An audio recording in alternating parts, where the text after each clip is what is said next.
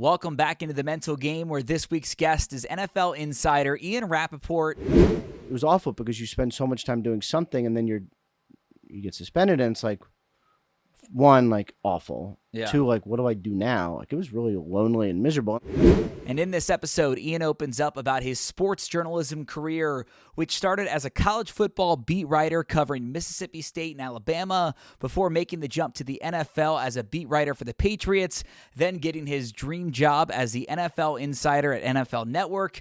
Ian talks about what it's like to be an NFL insider and get calls and texts from morning to night at all hours from NFL coaches, team executives, and breaking stories, but also getting stories wrong and the anxiety that comes with that. He also talks about when he was suspended from NFL Network and finally went to therapy for the first time.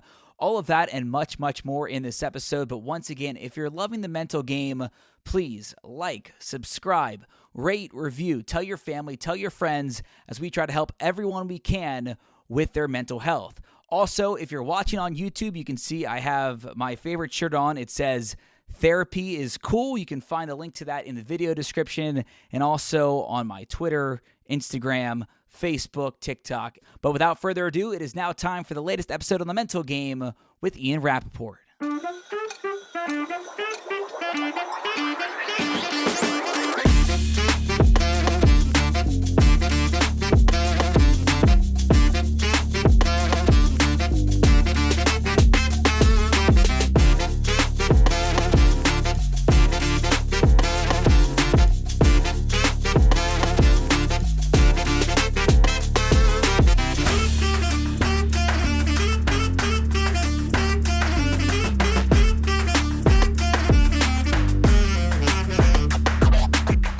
Welcome back into the mental game. As you can see, I'm joined by a very special guest in his home studio for the NFL Network. A cool setup, Ian Rapoport. Ian, I appreciate you coming on the mental game. Thank you for having me, man. What's going on? Oh, just kind of waking up. You got me over here early before field day with the kids. They're getting out of school. Very important. Very important. Very important. Way to be a good dad. You're off your phone. I asked you when you were able to be off your phone at all. You told me it's only when you sleep, right?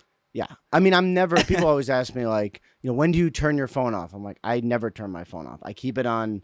It's always on vibrate. Yeah. It's not always on ringer, but like, I will play golf and I'll do other things. I have an Apple Watch when I go in the pool. Like, if someone sends me a message, I'll always see it. And the reason is it's much more like, makes me much more anxious to not know. Like, the thought of turning off my phone and being like, well, anything could be happening now. Like, yeah. I don't like that. Right. So I can always, even if I'm doing something else, I can always be like, hold on one second, let me react to this. Yeah. Or let me deal with this, or let me break this, or whatever it is.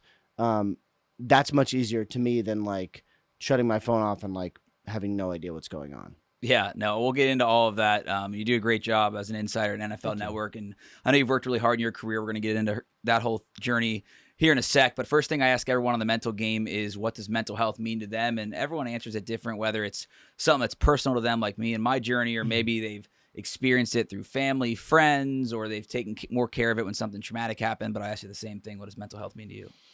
I mean, to me, it's basically, I mean, I don't know if this is like a simple answer or not, but it's just like physical health, except it's for mental. It's how you cope. It's how you deal. It's how you function. It's something I'm always cognizant of. Mm-hmm. I have a very stressful job. I work a lot, and it never stops. Yeah. And so to me, like, my mental health and mental health in general is basically like how I get from how I deal with the stress of my job and the anxiety and everything that comes with it, and being live all the time and being open all the time. I mean, I'm really pretty open on everything. Yeah. How I take all that and still am able to function as like a regular, for lack of a better word, person. Yeah. Like, that's all to me, like, that's all kind of mental health. It's basically getting your mind in a place where you can have a calm and normal existence, I guess. Yeah, and I want to get into that a little bit because, like we mentioned off the top, you have to be on your phone. You have to be checked in to see if there's a trade coming in or something happening with a contract, different things in the NFL. How do you balance being able to enjoy time to yourself, with your wife, the kids? Like, because you are, I mean, it's you and Adam Schefter, top two dogs in NFL reporting. How do you balance that with work life? I work very hard at it. honestly. And like I would say for the first 5 years of me doing this, I mean, I've always had sort of all-consuming jobs, right? Yeah. Like when I covered Mississippi State, I lived in the college town of Starkville. All I did was Mississippi State. When I covered Alabama, Yeah. it was the same times 100. Right. Everything I ever did ever was about Alabama football. Talk about experience, write, report, literally everything. Yeah.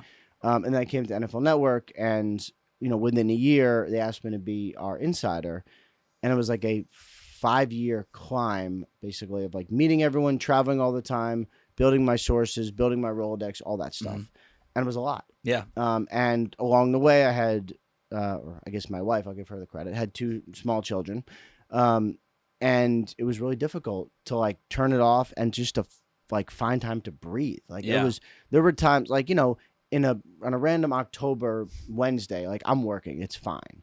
I struggled a lot in May, in June, when I'm like, I should not be working. Like this is a lot. It was just too much. Yeah.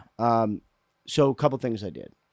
One, like as a family, my wife and I, we would used to say, like, oh, it's look forward to the season ending, then we'll get to breathe. It'll be a little better. It's not like that. Right. Because off season's crazy too. It's Super Bowl, combine, free agency, owners meeting, draft. Yep. That's a lot. And that's a lot of travel. OTAs, camps.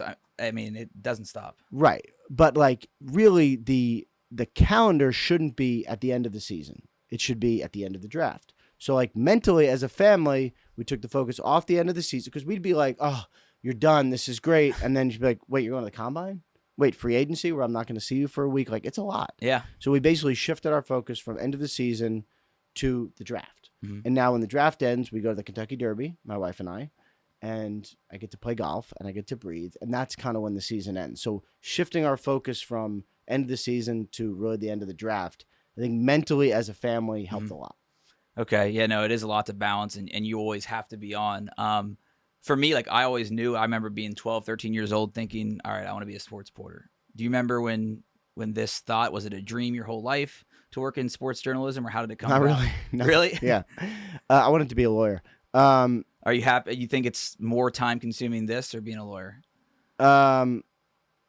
Probably, I don't know. Both are very hard jobs. Yeah. I guess if you get to be a partner, the stakes are higher, but you don't have to work as much. I don't know. Yeah. That seems like a lot too. I really just wanted to write. I like writing. I'm good at it, or at least I was before I started being on TV and not getting to write as much. I went to college to be a lawyer, and about a year, and I started writing for our newspaper, the Columbia Daily Spectator. And I liked it. I liked seeing my name in print. I liked other people seeing my name in print. My face was in the newspaper. That was fun. I got to write good stories. Yeah. I enjoyed it. And so I basically decided then, like I tried to get an internship out of college. I got a job at the Journal News in New York, Westchester, where we are now, part-time, because that was the only thing I could get out of Columbia, and kind of started my journey from there. And like I was very happy being a newspaper reporter. I loved it. It was a lot. Yeah. But I really enjoyed it. And then NFL Network came calling, and it was like still the strangest thing that's ever happened to me. What was that call like? Because at that time you were Alabama football beat reporter. At this time, I was the Patriots beat reporter for the at Boston Herald. Okay. Yes. So getting that call, what went through your mind? Well, so it was really strange. So this guy Marcus Smith, who was one of the producers at NFL Network, had kind of coordinated like a couple beat writers go on NFL Network and like basically talk about their beat. Right? Yeah. So like I'd been on TV a couple times. I thought that was really cool. And so he calls me up when we're in the Super Bowl. He's like, hey, there's some, executives from the network who'd like to meet with you. Do you have time? And I'm like, yeah, I have time. Like, so I met them in a conference room wearing like jeans and a sweater. Yeah. And sit down, and they fire questions at me for an hour. Everything from like, you reported this, why, how did you do this? Tell me about this experience, like all journalism stuff. Yeah. And they finished an hour, and they're like, well, we've asked you a lot of questions. Do you have any questions for us? And I said, yeah, what am I doing here? And they're like, oh, well, we're hiring some TV reporters, and you're someone we're looking at. I'm like, well, I don't know anything about TV. And Yeah. they said, that's okay. We'll teach you. And if it was necessary, would you move to Dallas? And I was like, for the right situation. Like, and I almost moved to Dallas the previous year for the Dallas Morning News. Okay. So I was like, I would move. Yeah. And so I left there, and it was weird because like it wasn't, I mean, I guess it was, but it wasn't a job interview. Like, I wasn't in a suit. I didn't have my resume. Like, it wasn't like, you didn't know what you're walking into. Didn't know what I was walking into. And so I left there and I called my wife, and I will never forget, because I'm like, so listen, like, I don't know what's going on, but I think we might be getting a job, and like, I think we might have to move, and I think we might go to Dallas. And she's like, come on. I'm like, I'm telling you, I'm like, I know. She's like, they interview a lot of people. Like, this is relax. And I'm like, I'm fine. I'm just telling you, I got a weird feeling. I think I'm going to get a new job. And then like 3 weeks later, they called and offered me the job. And then we were kind of off from there. So like, it wasn't a goal of anything. It was just, it was very, very strange. Was it kind of just like a holy shit moment? This is real. Yeah. And it was really, and there was a lot of those at the network, because like being on TV puts you in weird places. Sure. Yeah. Like, first time you really have to go live on TV, like, it's actually really scary. Yeah. Because, and I was, for a year, I was pretty bad at it, really bad at it. Because like, you know, you're trying to, originally I tried to like memorize what I was going to say. You try to write scripts, and people would say like, hey, I saw you on TV. I look good. But you didn't sound like yourself. I'm like, ugh. So like writing scripts is, at some point, like, it's actually interesting. So Thanksgiving, I'm in New York with my family. It's a Friday. I had done a Thanksgiving Day game, Cowboys, then Redskins. And Rich Eisen calls me up. He's like, hey, Ian, it's Rich. And I'm like, oh, Rich. And I just started the network. Yeah. I'm like, how are you? He's like, so, you know, how are things going? I'm like, oh, doing great. Like, I'm in 6 months. Been on Game Day Morning a bunch. Like, I sound great on TV. I'm like, things are great. He's like, listen, you seem really nervous on TV.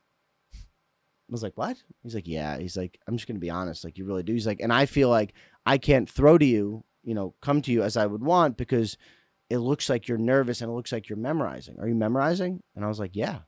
He's like, I think you should not do that.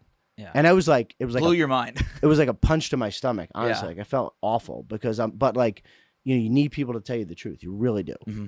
And he was basically like, you do not sound good enough, and you need to figure out a way to be better. So we like talked it through, and he was like, look, no one cares if you refer to notes. Hold it in your hand, put it under the camera, make yourself notes, and just talk. Yep. And I was like, okay.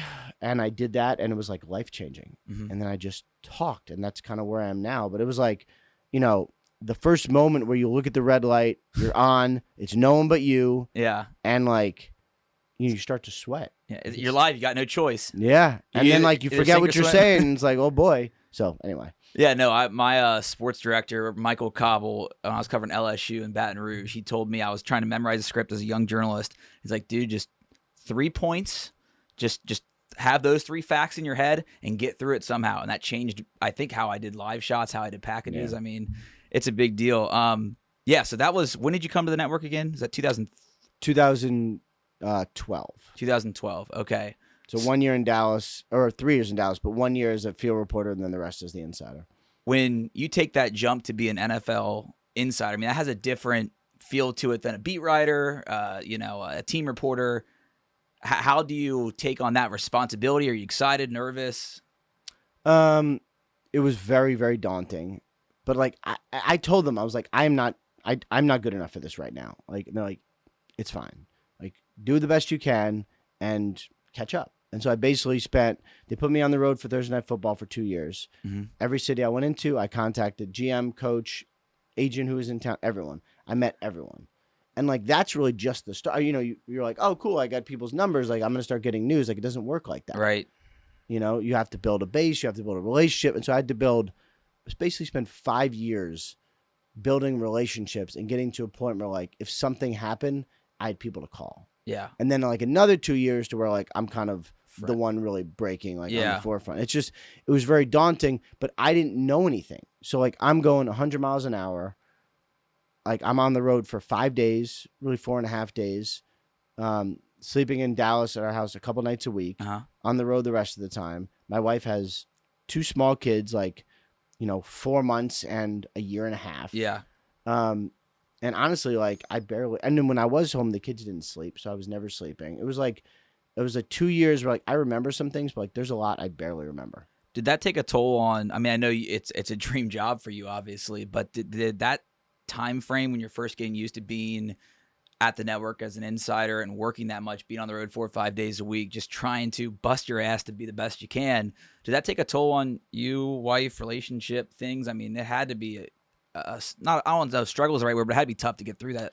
I would say the relationship is really strong, and it was one of the great things about Leah is if it's funny, and like I see these traits in my children, mostly in my youngest Jude.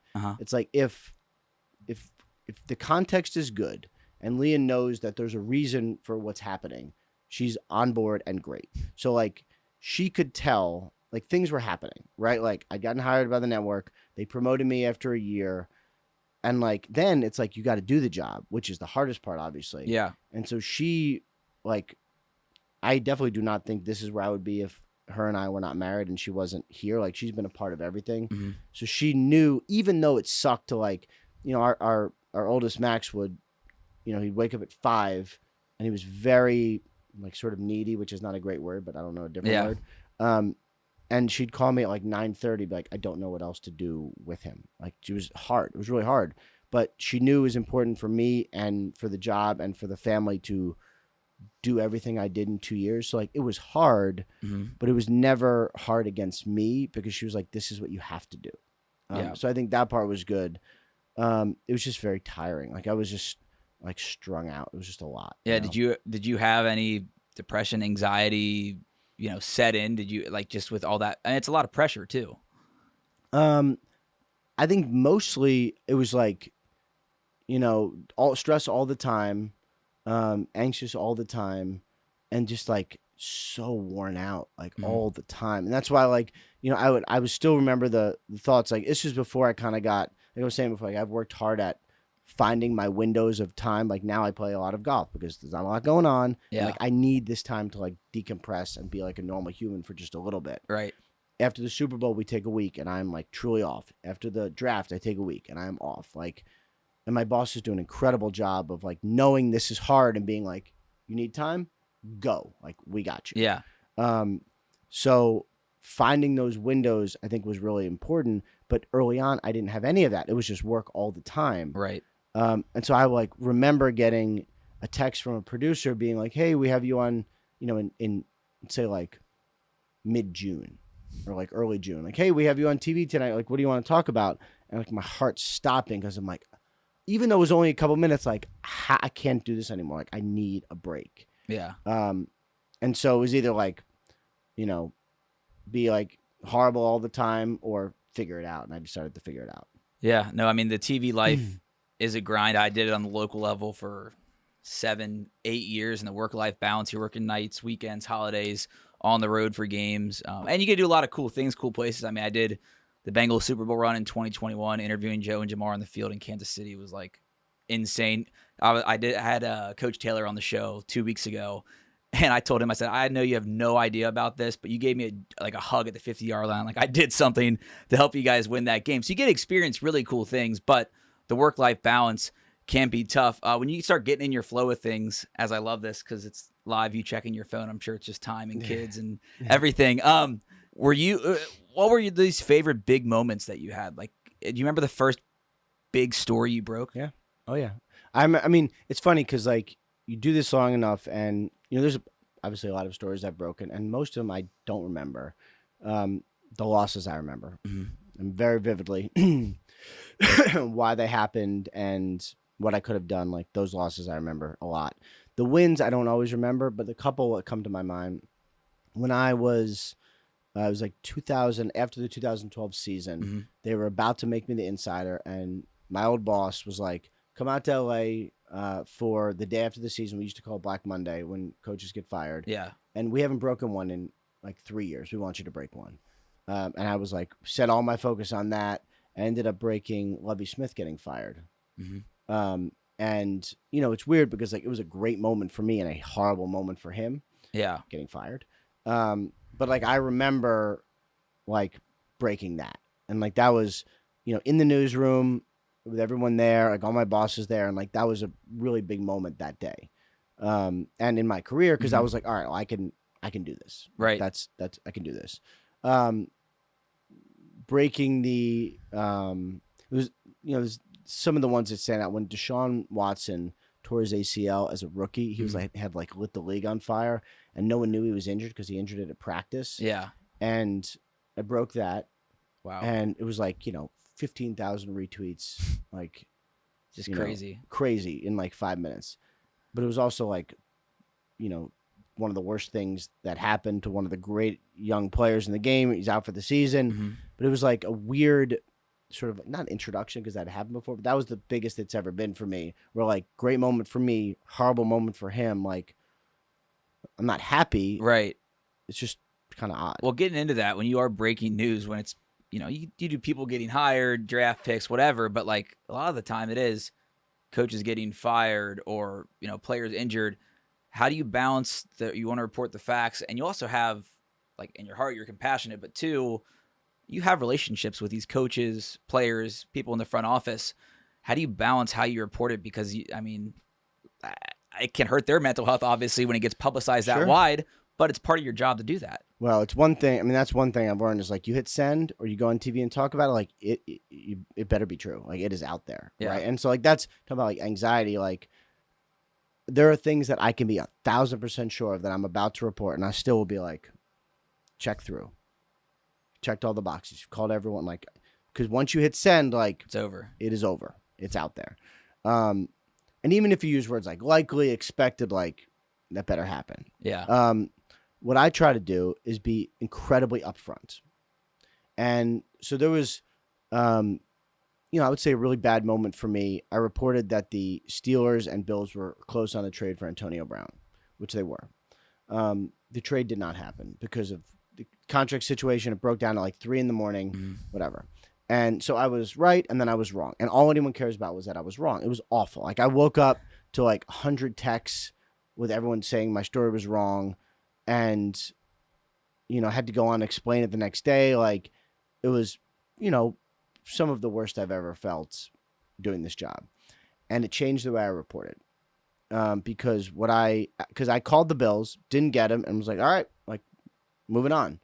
But now, when I'm reporting something, especially something really sensitive, I will call someone, whoever's involved, and tell them here's what I got.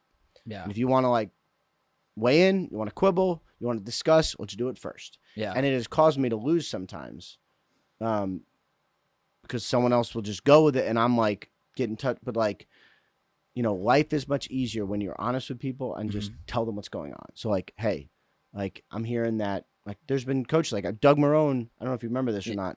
Before Doug Marrone was fired with the Jaguars, I called him and I was listen, I'm being told you're about to be fired. It's going to happen after the game, and I'm going to report it, and I wanted to let you know. And he was do you have it from good sources? I'm I have it from very good sources. And he's I appreciate that. And then went on at a press conference the next day and was thank you to Ian Rapoport for letting me know. And it was a weird moment because I did not deserve to be thanked for literally doing what I should do. But it was also okay, this is working. People appreciate when you're honest, even if the news sucks. Right. So I will just tell them here's what I'm hearing, here's what I got, and usually they will be I understand you have a job, go. Yeah, that's it. It's a hard balancing act. Check your watch real quick so we know what time. What do we got? 9:45. We're doing okay. So how many minutes? We got 10. All right, cool. Okay. Making sure we rapid fire through this then. Getting into, you talked about some tough moments with the anxiety of sending out tweets or making sure you have those good relationships still, even though you want to report facts. What has been the toughest moment of your career? The Antonio Brown one was pretty bad. Yeah. Waking up to that, my buddy Mike Garafolo sends me a text at 5 a.m, and it's during free agency, and we hadn't slept, and all it said was what did you do? And I'm what on God's name is happening? That was bad. I got suspended from the network for 2 weeks. That was bad. For violating social media policies in relation to a Manscaped ad. That was not fun. And had to not work for 2 weeks and just be sucked. Watch everything go on without me. It was awful. Those are probably the worst. Those have been terrible. Yeah, well, was there, just low nights, or were you, what did you do in that, the 2 weeks that you were suspended? How did you spend those 2 weeks? I I played some golf. I was miserable. Like I didn't like all this stuff. The weirdest thing is like There was a Manscaped ad that you were in on your podcast, and then it just wasn't. No, it was a Manscaped ad that I did for Instagram that I had not properly cleared, and it was my fault. It was my fault, and so it was awful. I mean, you like I was taken off the shows that day, and with no explanation, and then I ended up putting out a statement like at 11 o'clock at night because the story was going to get out. Yeah.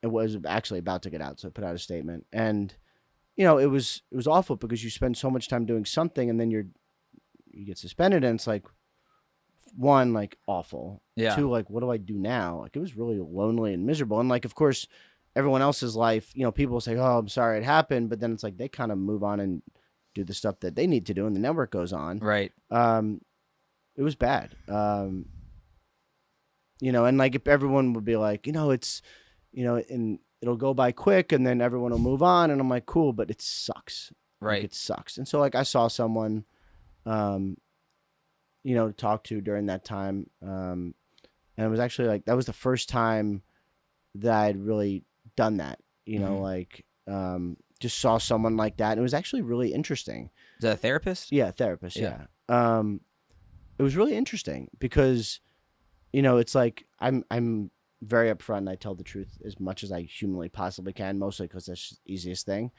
But that was really someone who like you really have to tell the truth, otherwise like, you're wasting your time. And then she told the truth back. And that whole process and getting to a point where I was like, it was really my fault. Like I did not go through the steps that I needed to do to clear it, and it was my fault. And the whole process, and like I had several sessions, and then when I got back to working, I had a couple more, and then I was kind of moved on. But I really enjoyed the experience of being able to just say whatever you want to someone, and they will say what they want back. And like, in that space, like it's totally fine. Like the whole experience was awful, but seeing a therapist really helped. Yeah, and you can get a different perspective on things. Someone that's unbiased doesn't. I mean, they might know you, but they don't know your personal story. She wasn't a sports fan. That's how my therapist was. She had no idea who I was, what I did. Yeah. And I thought it was better that way because we just talk about problems. I'm going to ask you one more time. We're at 9. You're good. You're fine.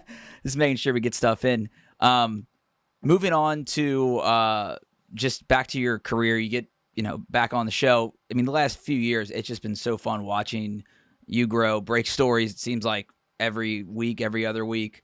And you get to do fun things. Obviously, go to games on Sundays, be in studio throughout the week, training camp through the summer. What's your favorite part about the job? I like a lot of it. I really do. Like I really love my job. Like I was talking to one of my son's friends, and they're asking about work and why certain dads do this, and I'm like, just find something you really like because you'll be better at it. Yeah. I really like my job. I enjoy knowing something before everyone else. Mm-hmm. In high school, as the yearbook superlative, I was voted biggest gossip. Me and my friend Deirdre were the two biggest gossips. That's kind of what I feel like, and I really like knowing everything. It's funny. It's like you get desensitized to some things because you know a lot of behind the scenes, and you know that like some of it's like some of your heroes are not exactly who you think they are, or whatever. Like I want to know everything. I like that part of my job where like even if you can't report everything, knowing it, you know everything, and that's really fun. I like breaking a big story. I love the moment, like the 10 minutes before the draft. Like anything could happen. You've done all the research, you've done all the work, you're about to be on TV in like the most intense way for 3 hours, and I've talked to everyone by this point, and you have no earthly idea what's going to happen. And it was so awesome. And you can like, and so what the NFL has done is like take it on the road, obviously. Yeah. And so like, this time I was in Kansas City, basically on the stage, I was surrounded by thousands of people, and you can like feel it. Like it was cool. Like, anyway, those are some, and then the other thing is, the year's long. It's getting longer. There's more weeks. It's a year-round sport too. But even like the season is like forever, right? Yeah. Like you get to the playoffs and there's like coaching searches, and that's so tiring. It's just a lot. And the Sunday morning of Super Bowl, when I first walk on the field, and I'm like, we are here. We're here. We did it. We made it. We made it. I enjoy that too. I love that. It's all good points. I got to ask you this just because I think it's fun to watch both of you. But Adam Schefter and you, is there a rivalry between you and Shefty when you guys report stuff? Or Yeah, I mean, both of us are trying to get it first, so like there's definitely a work rivalry. But like it's very cordial and professional. It's never personal. Yeah. Like I see him sometimes at events, say hello, chit chat, totally fine. But like, it's I mean, I would say there's we both want to win. Mhm. The other weird thing is, obviously we compete against each other, but we really compete against everyone, right? literally everyone, on the internet. And, some player's about to get a big contract. I'm about to break it. He tells his friend who puts it out there. Yeah. Then it's news was broken. Like it's every beat reporter, literally everyone. So like, yes, there's a rivalry, but like you're competing against so many people. Yeah. Speaking of personalities, I have to ask this too, because you filled in for Pat the other day on the Pat McAfee show. That I just love watching you two go back and forth because you get to kind of like, I don't know, let loose more than what you do on the network. Yeah. What's it like working with Pat all the time? It's great. I mean, it's exactly what you would imagine. Like, Yeah. if you are out with him in a social situation, have a drink or two at a bar, like, it's what he's like. He's the same.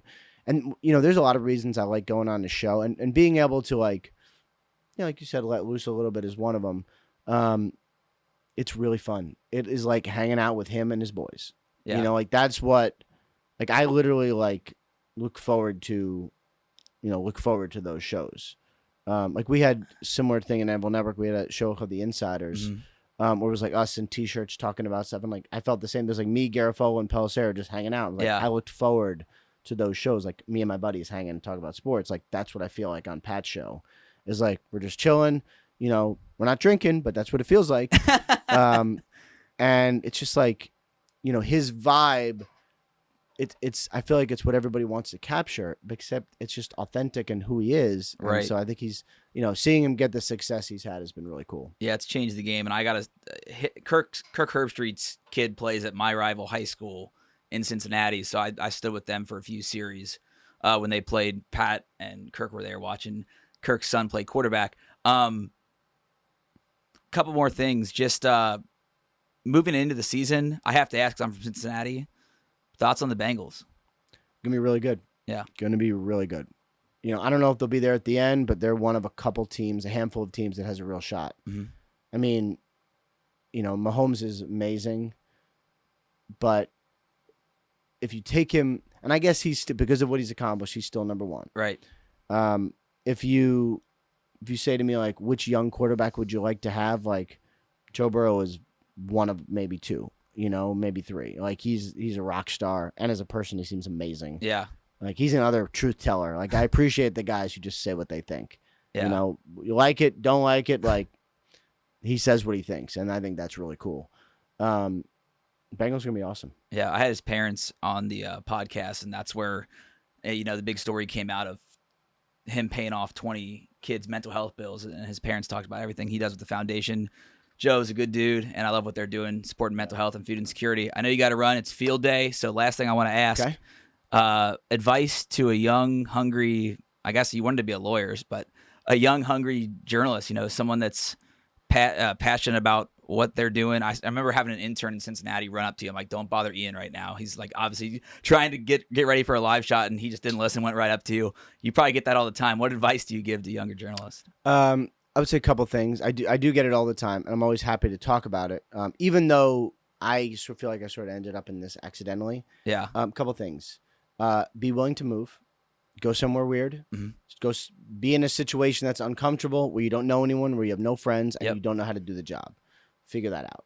I went to Starkville, Mississippi, and then I went to Alabama, then I went to Boston, then I went to Texas. Like, it's all weird. And when I went to Mississippi, I was young, single, Jewish, 24 years old. Knew nothing about a place, covering a team I'd barely Sounds like heard me of. in Baton Rouge with LSU. Yeah. And it was great. And I had to figure it out. So be willing to move. It's also the best way to advance, is to go from one job to another. Read a lot. Mm-hmm. Figure out what you like. Figure out what you don't like. Keep your eyes open, and try to like be honest with yourself, because one of the best things for me was reading some of the great writers like Wright Thompson, Kent Babb, like Gary Smith, some of the really great sports writers are being like, I am not good enough. Like they are better than me. And what they did with this, I could not do. So I'm going to steer toward reporting because I'm not good enough at writing. Be honest with yourself. I think that helps. And then the other thing I would say is, just you never know who can help. You never know who can be a source. Like I don't know about be friendly, but just try to make relationships. Like be someone who people want to talk to. Don't be afraid to go up to somebody in intro. Like that's the other thing. It's like, people do this with me too. They'll like, we'll be at dinner and people will kind of stare. My wife will be like, you can come over. Like, come on, say hello. Like, it's fine. Like, just, hey, how you doing? Like, I want to introduce, like, be out there. Yeah, no, great advice, Ian. Can't thank you enough for having me in the home studio. I borrowed your lights, used my own cameras, but thanks so much, man. I appreciate it. Absolutely. And we'll see everybody back here next week on The Mental Game. And that was an amazing conversation with Ian. I can't thank him enough for giving me some of his time right before his life gets crazy with NFL training camp kicking off next week. He will be busy on TV on the NFL Network every single day between now, the Super Bowl, the Combine, the draft. You heard him say his life is crazy, but he loves his job, and I am so thankful that he came on The Mental Game and really opened up about his career as an NFL insider and his mental health. Next week, another surprise guest right back here on The Mental Game, and it is another country singer. It's one of my friends. I've known them for a long, long time. They're about to go on tour here soon, so I can't wait to share that conversation with you next week right back here on The Mental Game.